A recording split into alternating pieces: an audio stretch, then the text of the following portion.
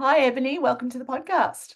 Hi, Danielle. Thanks for having me. Yeah, you're really welcome. I wanted to start by saying congratulations on the age group win you had at the Pier pub on the weekend. That's fantastic. Thank you very much. Yes, Yeah, I was very excited. I bet. So 20 years to the day after you won the Superfish category, tell us what's the secret to success in winning so many Pier pubs? I guess consistency. Like 20 years is a long time, and lots happens over that period of time, and it's just about trying to maintain consistency in your training year after year after year. And it looks different each year, but I think just over that period of time, I have managed to maintain my time in the water, be it at my elite level. Probably 7, 8 times a week down to now just a couple of times a week, but it's really just about not having any extended periods of time out of the water and just trying to keep in touch as often as you can throughout each week, month after month, year after year. How did the race look for you on Saturday? What were the conditions like, and what was your your mindset going into the race? So funnily enough, I don't normally, again, each year is very different. Some years I'm particularly nervous. I am not as focused as much on open water swimming as I used to be. However, in the back of my mind for the last couple of months, I have thought about the fact that it's been 20 years since I first won the Superfish category. And, not a lot of things actually play in the back of my mind, or I get sort of emotional or philosophical about. And I just sort of had that thought, it'd be really nice to win the age group. It's not the Superfish category, but just to be able to say, 20 years and I've commemorated this day by winning the age group category. So basically, I was a little bit more nervous than I have been in the past, just knowing that that's what I wanted to do. So I had a few things on my side this year. Like, I've been pretty injury free and been able to maintain a consistent training. Went to Warrnambool over Christmas for 3 weeks, was able to train many more times than I normally would per week, both in the pool and in the ocean. So it had just been constantly in the back of my mind, particularly that month prior. The conditions were perfect. It was definitely more on my side than maybe a stronger runner or a surf swimmer, because there wasn't an enormous run up the beach and there weren't enormous waves. Like, there was rolling waves, and thankfully I caught one. But in general, it was very much a swim. I would call it the swimmers conditions. It's always a swimmer's race, being a deep water start, but just lawn at the end, you can have, if the tide's out, it's an enormous run, and it's a surf beach, so you can have really good waves, which, to be honest, don't suit me. So when I rocked up on the day, I sort of thought, if it's going to happen, today is probably all in my favour. I've got some extremely great competitors in my event, so I just didn't have anything to lose. I just took it from the start and really just stayed positive. I knew I was fit. I knew I'd done the work, and it just was going to come down to whether or not I caught a wave. And thankfully I did. And to be honest, I couldn't have been happier, and I couldn't have asked for much more at the end of the day. Yeah. Absolutely. And were you ahead straight away from the gun, or did you stay with our friend Lysandra for a little while? Well, it was probably a little bit controversial because they did say a minute to go. And I looked at my watch and I knew exactly where I was sitting with 1 minute to go. So with 5 seconds to go, like, I don't know how most people start, but I always have my toes on the rope that's across. And with 5 seconds to go, I sort of took my toes off, put my legs behind me, and got ready for when that gun went to start kicking, which is exactly what I did. So from that very start, I felt like I was in front, and I could feel her on my feet the entire way. So yeah, definitely, as far as I could see, was in front from start to finish. So Yeah. like I say, mindset's everything, and that's how I plan to do it. I do remember a few years ago being out in front and thinking, oh my goodness, what's happening? I'm in front. And I literally slowed down because I didn't know how to race it from being in front. You sometimes, particularly in the years where you swam with men, you were used to swimming behind someone, and it was when they separated the girls and the boys, and you just sort of had the panic going, I don't think I'm supposed to be way out here by myself. But years and experience all play a part when you're swimming these big ocean water swims. And yeah, so I was comfortable being there. had a game plan and just followed it, which is basically swim from one buoy to the next. I was going to ask you about that, whether you divide it into segments or you go fast at the start and hold on. What's your sort of... I think that, no, yeah. So for me, I saw that large buoy right at the turning buoy. So I think that's about 800 meter mark. And due to the conditions being so flat, I could see pretty much the whole way. So my intention was always just to swim as fast, as straight as I could from that first buoy to the turning buoy. And then as soon as I turned, just sprint. So really, I'm going hard the whole way. Yeah, it sounds like it. Pretty much. Look, it's a 13, 14-minute race, and I've recently started rowing, and they're between 8 and 9 minutes. So unlike a swimming race that's maybe 2 or 3 in particularly 200 backstroke, which is what I normally do, even a 400 AM, which hurts like a lot, but still only about 5.5 minutes. It wasn't as daunting as it could be, being between the difference between 9 and 13 minutes from a rowing 2K to the ocean swim. Yeah, I mean, it's even more sort of amazing that you were able to do that, because for all of those people listening, Ebony lives inland, a long way away from the coast and any open water. So obviously going down at Christmas and having a little bit of time in the water really helped with that prep for you. But the rest of the time is in the pool, obviously. Yeah, and I don't get any other time. You're exactly right. During the year, it's basically just swimming at the Ballarat Aquatic Centre in the 50-metre pool, and nothing more than that. And then the only other time I get is the ocean swimming at Christmas time in Warrnambool. But I did do the 2.5K state swim at Geelong in November. But again, that was pretty flat. That could have been a swimming pool. The only difference is you're looking, obviously, where you're going. But I feel like, with Pier to Pub, if you've done it many times, you know what to expect. It doesn't change. So it's just about, making sure you've got the training in behind you, and then the confidence comes. But I always love the fact that you can go there and people have not swum at all since the year before. And I go, how do you expect to go today? Oh, well, I haven't swum since last year. So, I'm just here for fun. And that's what the Pier to Pub's about. And I love that part about it too. Yeah, it's got such a lovely carnival feel, hasn't it, on the day? It really does. And, it's funny because a lot of people, it's not their favourite swim. But for me, I love that part of it. I love the fact that it's crazy busy, so many people around, all the fanfare, and, so much to see and do, because, you do catch up with so many people that you do see once a year. And, what's not to like about that? That's right. Yep. That's right. So take us back to the very beginning of your swimming. How did you get involved? And I know you swam as a teenager and early into your 20s. Tell us how far you went with that. So just started, in Wodonga, actually, in Victoria. Followed my 2 sisters who were swimming. My mum does tell a story about how I just jumped in one day and started swimming, and I hadn't had any swimming lessons, and I joined squad after that. So I didn't formally have, the Learn to Swim program. I just jumped in, kept going. I just always loved swimming, and for me, I sort of am a Pisces, and I feel like it was just in my blood. I'm just a fish. Not very good at anything else. Like, I can honestly say, for me, there wasn't any other sports. I tried dancing, but, I had to choose between the two because they clashed. So it was always swimming. But I didn't do anything else in my teenage years. And so my life was swimming. And, we're talking morning and night. We're talking 8, 9 times a week. We're talking life. It was my life. And I loved it. And there's no regrets whatsoever. So I swam mainly at, Melbourne Vic Centre as a youngster, and then also went to Padstow, which turned into the SLC Aquadot in Sydney. Swam it as an age group nationals swimmer, and then moved into open nationals. Always the bridesmaid, always at one level behind, fourth at nationals or B finals at open nationals type thing.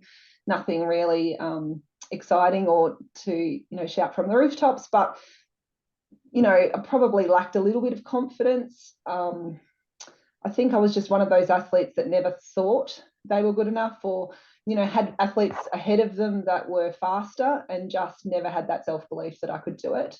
Have since learned a lot about mindfulness, and I read a really good book about champion mindset recently, and I sort of really wished I had had that book around when I was a youngster, because I do now know that you can put all the effort in training, but it does come down to your mindset on the day, and how much belief you actually have in yourself, which I just didn't have at that age. So anyways, that ended with chronic fatigue syndrome in probably 1996, I think, Olympic trials 1996.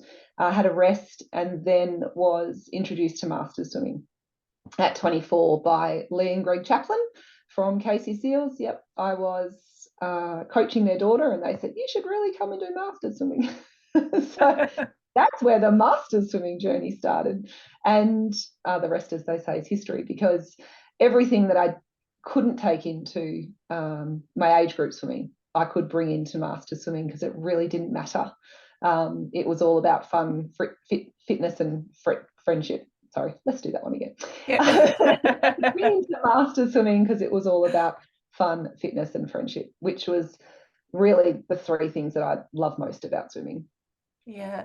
I mean, it's amazing that you had that career and then you went straight into masters. A lot of master swimmers have a huge gap out of the water, and that is probably one of the reasons why you've kept your time so close to what they were back then. Because how far is your 200 backstroke time now outside of what you did back in the day? Funnily, like nowadays, it's probably maybe about, it would be within 10 seconds, maybe 8-10 seconds. Amazing. 200 breaststroke, amazingly enough, is even closer. Wow. Because even more recently, it went out a bit more, but then once I started rowing, being a leg sport, the breaststroke times dropped quite dramatically, amazingly enough. So, not too much. Well, when you consider we're talking, 20, 30, nearly 25, 30 years, it's not a huge amount of time. I always do, when I was coaching masters, I used to always say to my masters athletes, make sure you start your times again at the first of every new age group, because otherwise you get to the point where you're 60 and you're going, I'm not as fast as I used to be. How long ago was that? No, 30. Well, there might be, there might be a reason. So I still tend to do that, but you're right. There hasn't been post-baby. Pre-baby, there's a little bit of a gap, but post-baby, there hasn't been a huge change in my times, which is, 15 years nearly. So not too bad. Again, like I said, it comes down to consistency. Yes. Yeah. And you obviously have coached a lot of master swimmers. Are you coaching presently at the moment? Not swimming. Amazingly. I actually coach rowing now. The school rowing, my daughter started rowing with Ballarat and Clarendon College, and so I've started coaching the rowing, which has been a huge learning curve for me, and I'm absolutely loving it. But obviously had years of doing the swimming, and I would do the swimming at the drop of a hat. And I always say when I retire, I'll probably go back to coaching swimming, because I absolutely love it, particularly masters coaching. I have a great love for masters coaching, and it's definitely something I'll go back to when I have more time. Yeah, and I know you started rowing during COVID. Give us a bit of a background to how that all came about and what you've been doing with the rowing now. So basically, when COVID started, the pools closed, and it was as simple as that. And living in Ballarat, if anyone knows Ballarat, we have the 1956 Olympic rowing course. It's called Lake Wendouree, and it's just across the road from my house, actually. So when the pools closed, I actually grabbed some wetsuits and started swimming in Lake Wendouree. And that went quite well throughout the lockdowns, until the lockdowns lifted and the rowers got back on the course. And one day I actually nearly got knocked out, and someone yelled at me, "You need to be swimming in lane 3." And I was like, well, what does that mean? Because there is 8 lanes, but I had no idea what it meant. So I looked up what the rules of the Lake Wendouree rowing course were, and lo and behold, the rowers aren't allowed to row down lane 3. So it would be quite safe. anyway, whilst looking all of that, I saw that there was a learn to row course, learn to row course available at the Ballarat City Rowing Club, and I thought, you know what, I might just give this a go. I did do a talent identification training camp back at the New South Wales Institute of Sport when I was about 15 or 16. I actually came back that I would be a good rower. So I thought, oh, maybe I could give this a go. So anyway, I ended up doing the Learn to Row course, and Meg, the lovely lady that taught me, actually just instilled this love of this new sport. It was very similar to swimming in terms of it was about feel for the water. It was about kinesthetic feel. It was about understanding where your body was in the boat as opposed to in the water. And there was so much synergy between the two. I just couldn't help but quickly fall in love with it. And the nice thing about it, Danielle, was that you don't get wet. Unless you fall in from the boat. Unless you fall in, which, to be honest, I also had an issue with, because I wasn't scared to fall in when everyone else has this huge fear of falling in the water. Here you've got me that go, uh-oh, I'm falling in, never mind. So they actually called me Ariel, because they were like, you're like a mermaid. You don't care whether you're in the water or in the land. So after a while, I did stop falling in. And the thing about rowing is that it's so nice just to be out on that lake, clear mind, very, very similar to swimming. So, you know, it's all about technique. It's all about endurance. It's all about programs. Like, I create crazy programs because my rowing programs are very similar to swimming programs, which for rowers, you know, can be a bit odd because they generally do like a steady state, which is like a 12K of one speed, or they'll do 6 500s or something. Whereas, you know, I like to throw in all sorts of different strange things. But the brilliant thing about it is, you know, like swimming, you can just concentrate on what you're doing and forget about what's going on in the world, you know, which is always lovely. And the fact that I live in Ballarat, and the fact that the weather here can be a little bit up and down, works beautifully with swimming, because rowing is a leg sport, and swimming predominantly for me is an arms, upper body sport. And when it's too cold and too wet or too windy in Ballarat, which is quite often, I can go swimming. So they really do complement and work well together, because I can do them both, and neither competes with the other. Yeah, when you say that you structure with the people that the kids that you coach, the sessions like a swimming session, are these sessions on an ergo or are they on the lake? Both, but I don't do the kids ergos, but I do the like sessions on the water. So you know, it'll be little things like let's go 20 strokes fast and 30 strokes easy, and the next 500 we're going to go 30 fast, 20 easy, or in the next 500 we're going to go 40 fast and 10 easy, which is sort of like what we do in the 50s, you know what I mean? So lots of variable rate speeds, trying to keep them interested. Kids tend to get a little bit bored sometimes, so you know, with rowing, it's a great way for the kids just to be thinking all the time. There's so much to think about, but sometimes they're best not to think, and you know, just let go and let the water do what it's supposed to do. Yep. Yeah. So are you still competing in your rowing as well? Because I know you went to the World Indoor Rowing Championships. Yeah. So I do both. The only negative, to be honest, is that the seasons almost run concurrently. So the rowing season's pretty much from December, January, probably. They do have what they call head races, which run over winter, which are a bit long distance races, which again suits me beautifully. But if you could say from January to May is the rowing season, which, you know, basically is also the open water swimming season here in Victoria, and then we run into states. So and nationals. So national rowing is in May, which is, you know, inevitably often when our nationals is, whether it's April, May. And so there's a little bit of a clash there. And at the moment, I've been choosing rowing only because I do love the rowing at the moment, and I am rowing a bit more than I'm swimming. However, where they don't clash, you know, I'll always swim as well. I tend to prioritize certain things, and the things that I prioritize in swimming is the state championships, both long course and short course. And that's, you know, got a lot to do with gaining times for world rankings and things like that. And, you know, if they clash with a minor rowing regatta or something, obviously I'll take the swimming over the rowing. But yeah, I do row at both state and national level now in the masters rowing. It doesn't have the depth of the swimming, so it's not as competitive, I guess you could say, in terms of, you know, what I've come from in swimming.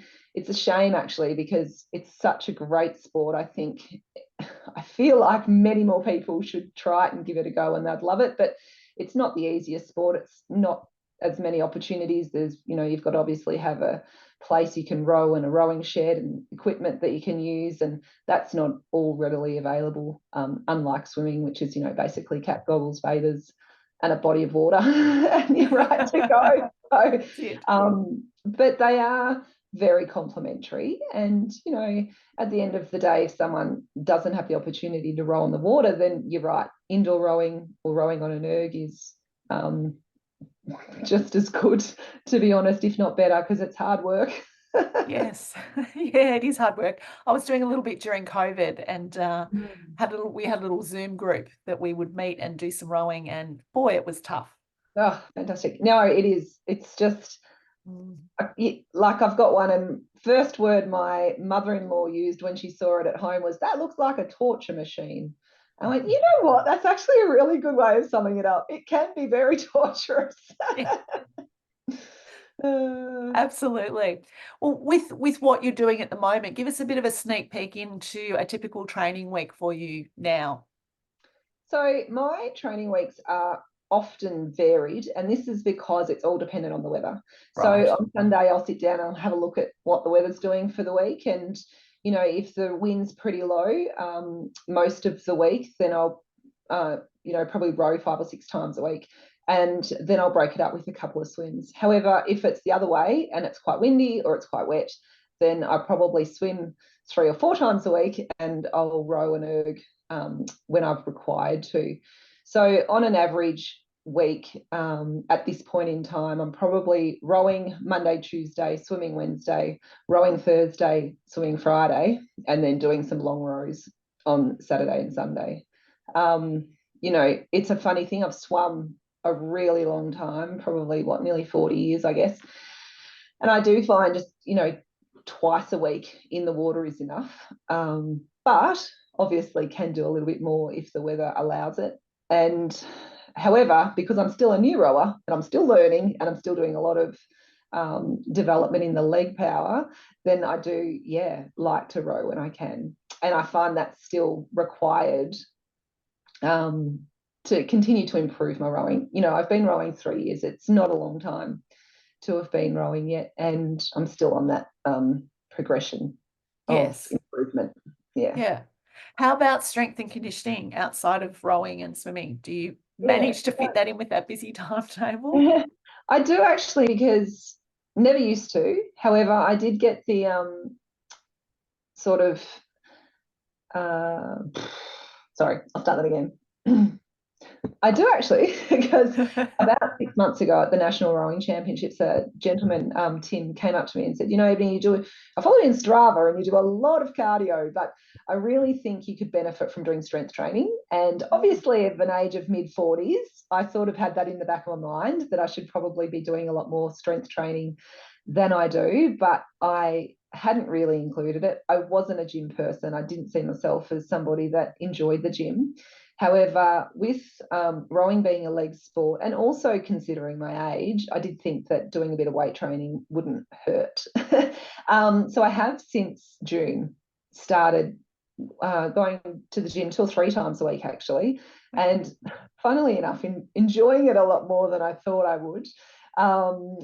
Different, you know, muscles, and, you know, feeling the muscles that you are sort of haven't felt for a while, and somebody that does like to have a bit of pain. That's actually quite enjoyable. I'm like, I can really feel that I've worked those legs or used those shoulders at the gym yesterday, or oh gee, my abs hurt. And it's something, I guess, coming from a swimming background, just training every day, you don't really feel those sore muscles after a while. So Yes. heading back into the gym and constantly feeling them the next day, I don't know, it's sort of a good feeling, I think. So 6 months now, we'll see how we go, keep going, build up some muscle, not too much, conscious of it being, not wanting to be too heavy in both the water or the boat. But definitely feeling the benefits so far. So that's yes. good. Yep. What exercises in the gym with your strength work do you think are complementing both the swimming and the rowing? So I like to do lots of leg press and single leg squats, and leg curl. And actually calf extension as well. They're for my legs. There's a lot of, if you consider rowing, it's very much a leg extension type of sport. And then I complement that with tricep extension and dips and chin-ups and lat pull down for the swimming. So I'm very much balancing it out, I guess you could say, and obviously doing the ab work as well. So looking after the upper body for the swimming and the lower body for the rowing. Probably look a little bit odd in a boat because I've probably got the wider shoulders on the water, but that's okay.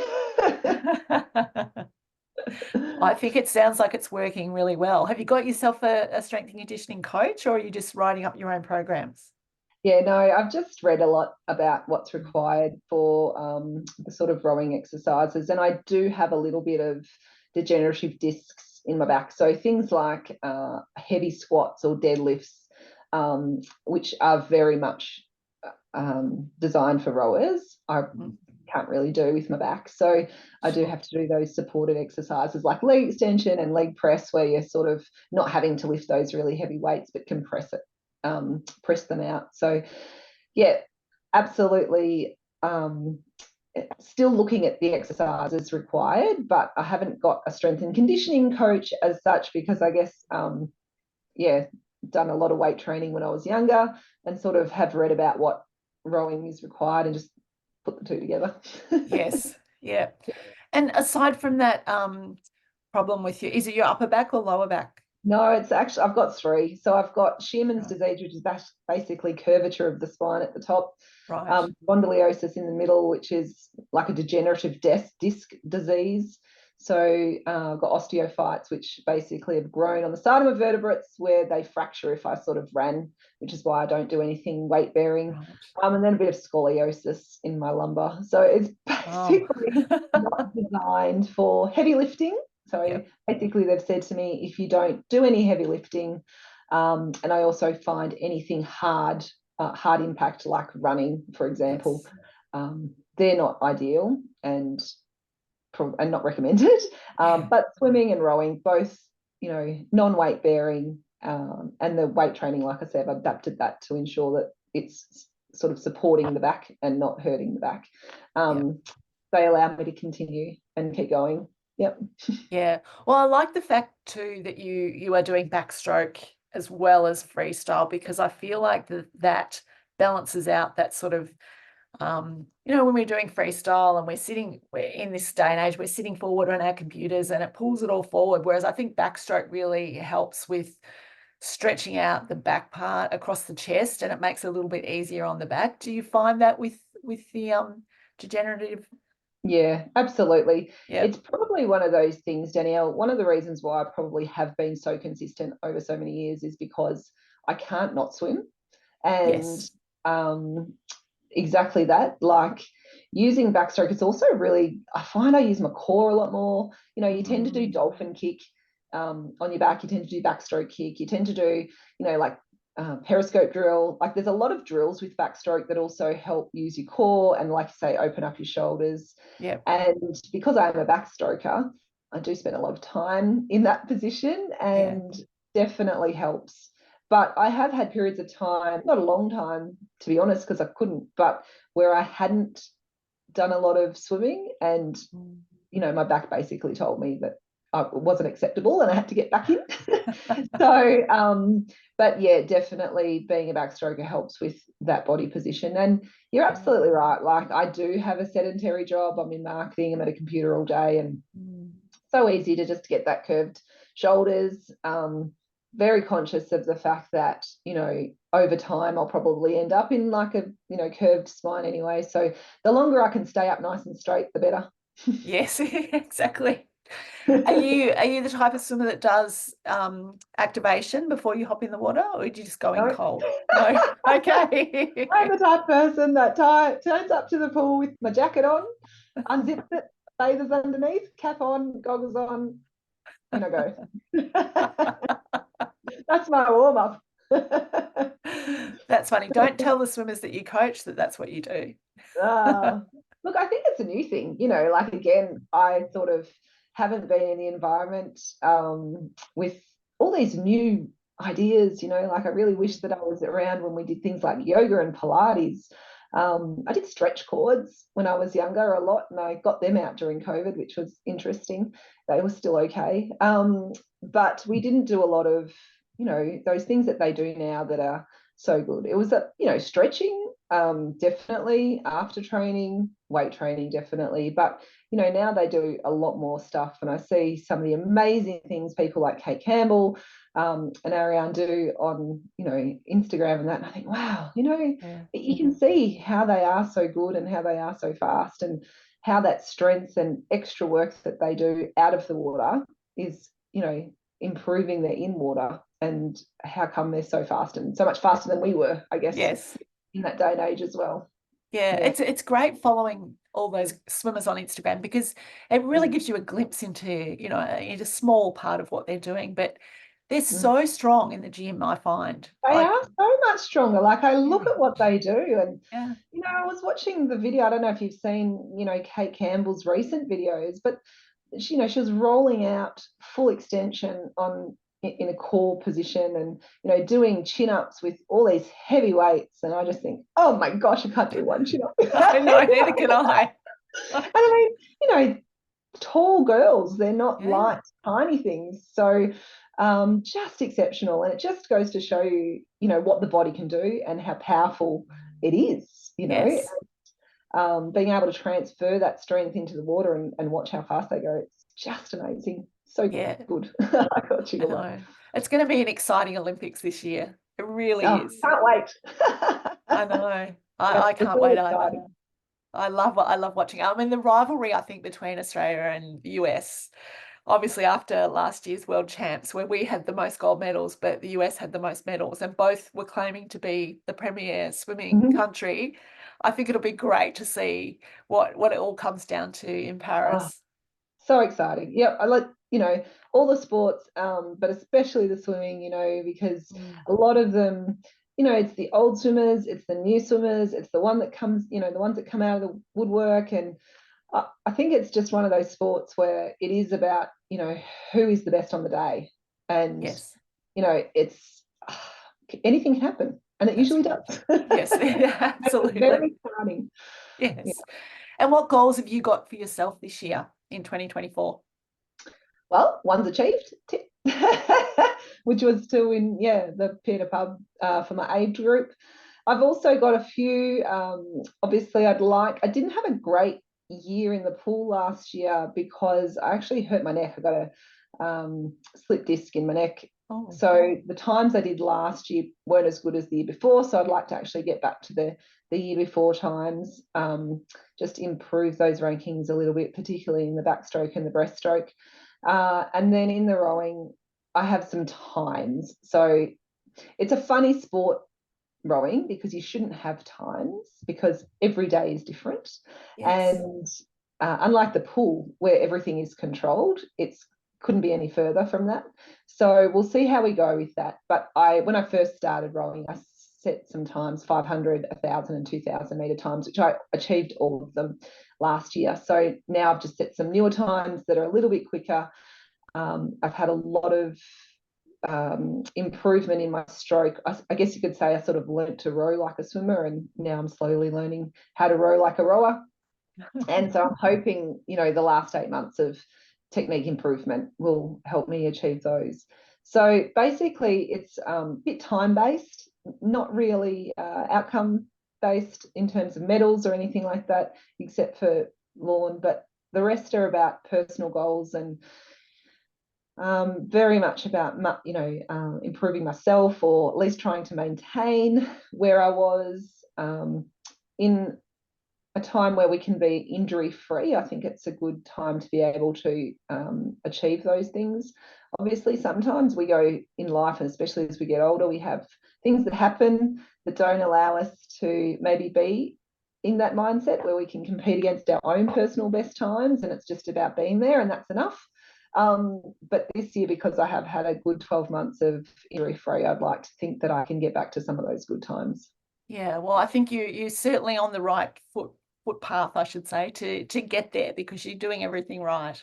Yeah, and I think just even adding the gym, it feels Yes. like that's an improvement, and the mindset improvement as well. So if anyone's interested, the book's called Champion Mindset by Alistair McCaw, I believe it is. Yeah. And it's very much focused about champions do more. And, I think we don't have to be an elite athlete, but we can think about how we approach our training. And it is very much about gaining what we get put into it. So I think I've probably lived in a little bit in that world that enough is enough. If I turned up, that was enough. And when I got what I, achieved at the end of it, I sort of thought, oh, well, that's good enough. But after reading this book, it sort of just changed my mindset about, if you do a little bit more, you'll get a little bit more out of it. And it's then not just enough, but, enough and a bit more. Yes.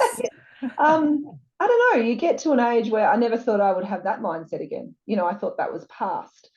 But you get a bit selfish as kids grow up, and you start to become not just Isabella's mum anymore. I'm back to being Ebony Ebenwaldner, and it's like, oh, well, what can Ebony Ebenwaldner achieve that Isabella's mum couldn't? I love that. Yeah, so you know what I mean. Yep. Sort of, it becomes not the priority, and then all of a sudden they start to grow up and they have their own priorities and goals, and you think, well, maybe I can start to think about that again. And swimming is really a sport from cradle to grave. And at 44, nearly 45, I look at someone like Dorothy Dickey, and I think I've still got 50 years. Yeah, exactly.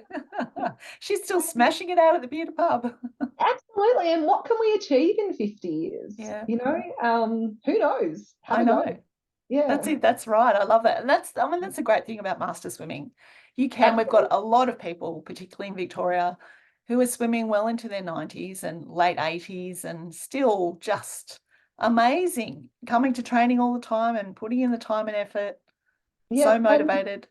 But they get there and they bring something to the session. Yes. They bring inspiration and motivation, and just the fact that they get out of bed and turn up to training is inspiration in itself.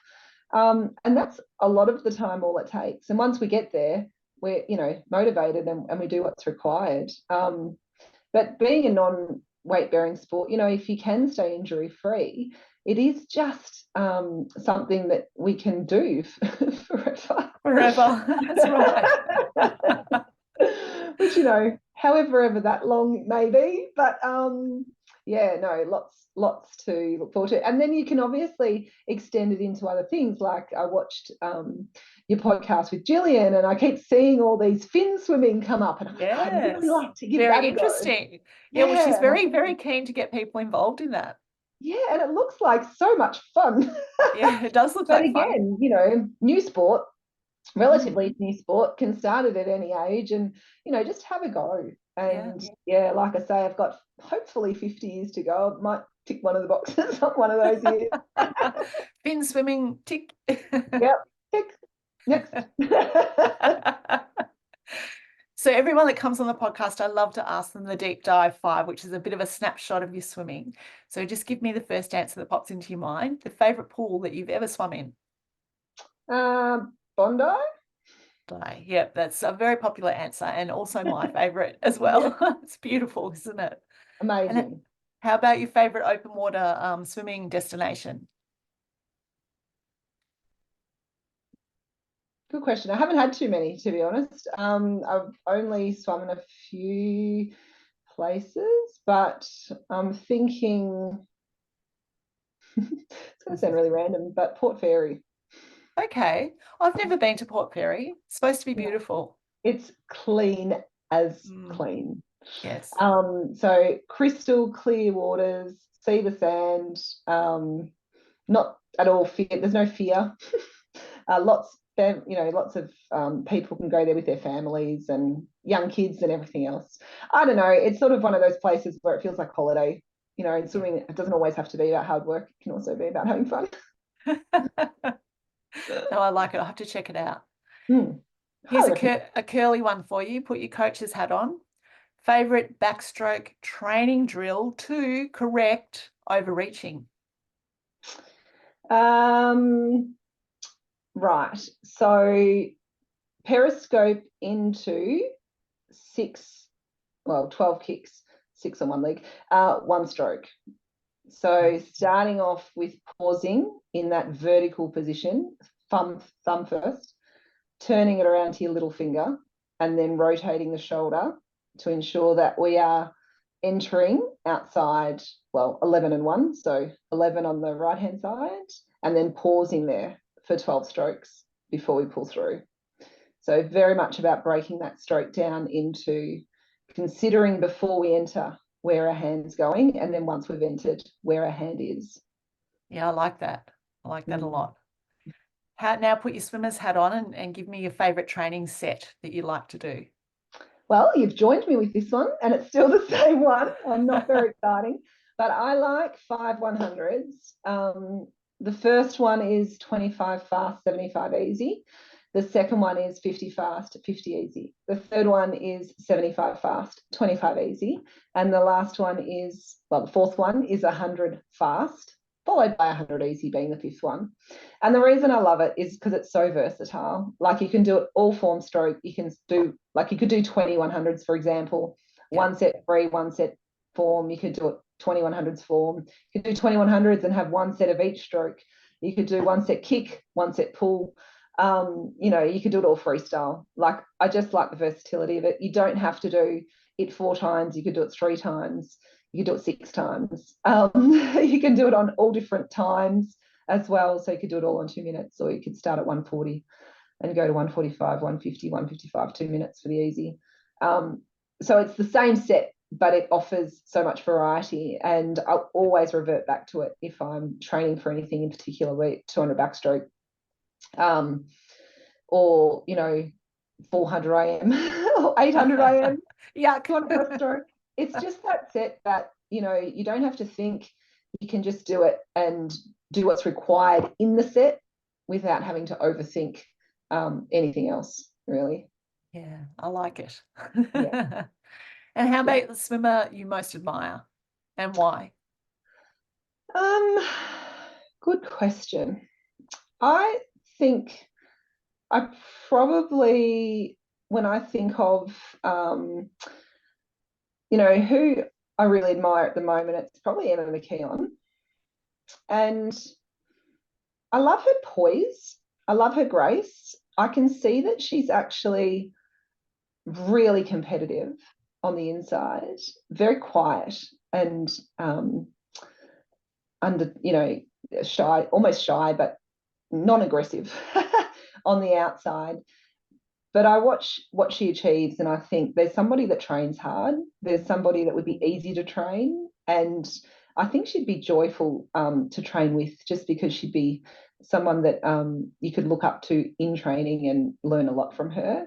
I obviously love a lot of the swimmers past and present, but when I look at Emma above everybody, I see somebody that's really maintained her self from beginner to end. She's never really changed in personality. The last World Championship, she didn't do great, but she didn't make a big fuss. She was still her same poised person. Yeah. So I really think that I admire her the most, and I like her a lot, and I look forward to seeing how she goes in Paris should she get there, because of course you've got to get there first. Let's hope so. I'm sure she will, but yes, let's hope so. I mean, it's very tough being an Australian female freestyle sprinter. Yeah, absolutely. I mean, she does also the fly as well. Yeah. And she's so beautiful, so flat. I love how flat she is with her fly. It's quite amazing to watch, really. Yeah, she's beautiful technique. Yeah. I went and watched the trials for the World Championships, which were in AMSAC, and just watched her warm up and go about, everything. Just as you said, very understated. Just other people were quite a presence in the pool, but she was just in there doing what she needed to do. Beautiful technique. Just enjoyed watching her. She so much, but you would never know it. And I think you could walk past her in the street, and if you didn't know who she was, you wouldn't know it. You know what I mean? True. And I think there's, it's a lovely, humble, that's what probably the word is, way to be. And I'm sure she'll achieve a lot post-swimming as well because of that. Yeah, I agree. Got Cody. Yeah, I hope that stays together. That will be nice. So do I, actually. I read an article the other day where he said that she's really shown him, a lot about, he could have gone off the rails, obviously, as a international singing star, but as an athlete, you've got to be healthy and focused on the good stuff. And I thought, that's nice to see as well. Yeah, I think they make a cute couple. They do. Listen to us matchmakers. I know. Well, Ebony, thank you so much for joining us on the podcast today. It's been lovely getting a bit of a glimpse behind everything that you do to be such a success in the pool. So good luck with all your goals this year, and we'll catch up at the next meet. Lovely. Thanks, Danielle. Thanks for having me. You're welcome. Okay. Bye. Bye. There we go.